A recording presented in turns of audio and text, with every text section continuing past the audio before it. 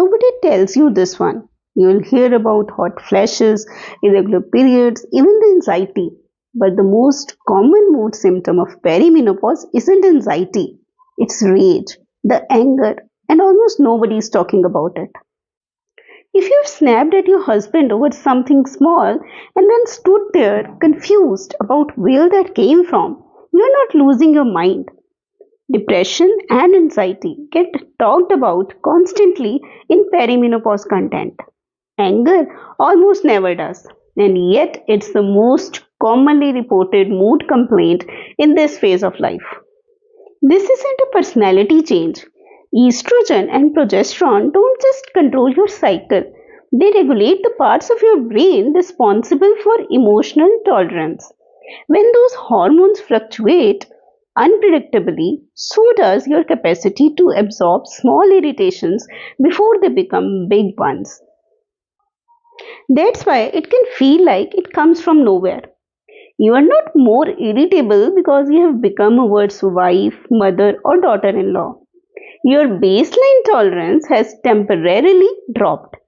The trigger was always small. Your buffer was the thing that changed. In a lot of Indian households, this lands harder than it would elsewhere. You are expected to be the calm one, the one managing everyone's mood, not having one of your own.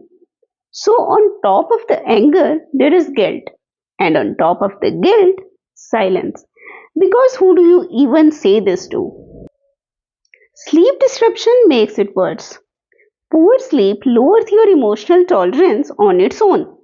Stack that on top of the hormonal shift, and small provocations stop staying small. This is a physiological stack, not a character flaw. You are allowed to be angry without it meaning something is wrong with you. This is a medical symptom with a mechanism behind it, the same as a hot flash. You wouldn't feel ashamed of a hot flash. This deserves the same treatment, not more shame. If this is showing up for you, irregular periods, sleep that's falling apart, and anger that doesn't feel like you, that's worth naming out loud to your doctor, not managing alone in silence. Your body has a logic. This channel exists to give you the language for it.